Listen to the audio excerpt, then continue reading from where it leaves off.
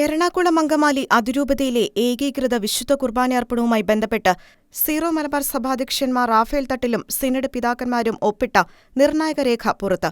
എറണാകുളം അങ്കമാലി അതിരൂപതയിലെ എല്ലാ വൈദികർക്കും സമർപ്പിതർക്കും അൽമായ സഹോദരങ്ങൾക്കും നമ്മുടെ കർത്താവ് യേശു മിശിഹായിൽ ആശീർവാദവും സമാധാനവും ആശംസിച്ചുകൊണ്ടുള്ള ഔദ്യോഗിക രേഖയുടെ പൂർണ്ണരൂപത്തിലേക്ക് സീറോ മലബാർ സഭയിലെ സിനഡ് പിതാക്കന്മാരായ ഞങ്ങൾ ഒരു മനസ്സോടെ നിങ്ങളെ അഭിസംബോധന ചെയ്യാൻ ആഗ്രഹിക്കുന്നു.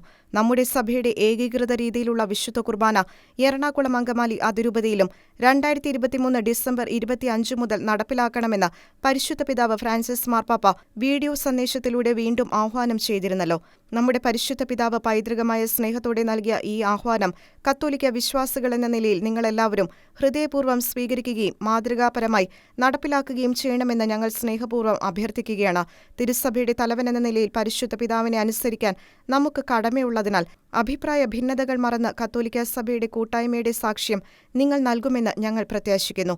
ഈശോയുടെ തിരുഹൃദയത്തിന് നിങ്ങളെല്ലാവരെയും സമർപ്പിച്ചുകൊണ്ട് നമ്മുടെ അമ്മയായ പരിശുദ്ധ കന്യകാമറിയത്തിന്റെയും നമ്മുടെ പിതാവായ മാർ തോമാ ശ്ലീഹായുടെയും മാധ്യസ്ഥ്യം നിങ്ങളോടൊത്തുണ്ടായിരിക്കട്ടെ എന്ന് പ്രാർത്ഥിക്കുന്നതായുള്ള വാക്കുകളോടെയാണ് സീറോ മലബാർ സഭയിലെ മെത്രാന്മാരുടെ അറിയിപ്പ് അവസാനിക്കുന്നത്.